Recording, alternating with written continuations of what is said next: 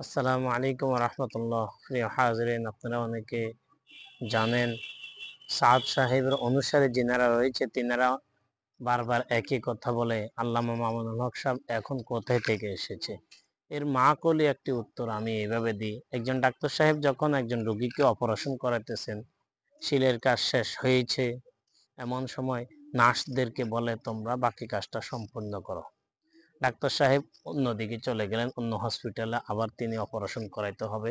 তিনি সেই হসপিটালের দিকে রওনা দিলেন। এমন সময় একজন নার্স তিনাকে ফোন দিল যে ডাক্তার সাহেব তার তো আবার রক্ত বাহির হতে শুরু করলো। ডাক্তার সাহেব তাড়াতাড়ি ঘাড়ি ঘুরেই অতি শীঘ্রই উপরে উঠলেন, আবার তাকে ট্রিটমেন্ট চালাইলেন। প্রিয় হাজরিন, আপনারা জানেন তাবলিগ জামাতের বাণী আল্লামা ইলিয়াস রহমতুল্লাহ আলাই একজন ইসলামের ধারক বাহক, একজন আলেম ছিলেন। তিনি একজন হক্কানি আলেম ছিলেন। তিনি এই দাওয়াতের কাজ চালিয়ে গিয়েছেন। আমাদের কওমি মাদ্রাসাগুলো এবং ওলামায়ে কেরামগণ এই তাবলিগের কাজের জন্য এত বেশি মাথা ঘামায় না। তাবলিগের কাজ চলতেছে, যারা সাথীরা রয়েছেন তিনারা অনুযায়ী চলতেছেন, কোনো সমস্যা নাই। কিন্তু যখন একটা সমস্যা দেখা দিয়েছে তখন ওলামায়ে কেরাম দাঁড়িয়ে গিয়েছেন। ওলামায়ে কেরাম জানেন দ্বীনের একমাত্র পাহারাদার ওলামায়ে কেরাম। একটা বাজারের মধ্যে ৩ জন পাহারাদার রয়েছে। হঠাৎ করে রাত্রে ১টা বাজে ডাকাত আসলো, আসি বলল যে আসার পরে ৩ জন একসাথ হয়ে গেল। ৩ জন একসাথ হয়ে বললেন আপনারা কারা? বলল আমরা ডাকাত। এমন সময় ৩ জন মিলে একটা চিৎকার দিল, হে দাসেরহাট বাজার ব্যবসায়ীগণ, তোমাদের বাজারে চোর ডাকাত ঢুকেছে।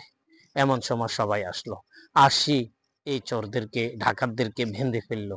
বাঁধার পরে তারা এবার শাস্তির ব্যবস্থা করলো, মাইকে এলান করলো। ডাকাত আর কিছু নিতে পারলো না।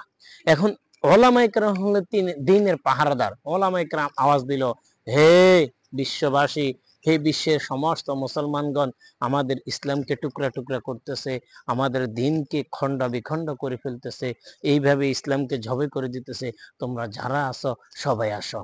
ওলামায়ে কেরাম এইভাবে চৌকান্ন হলেন।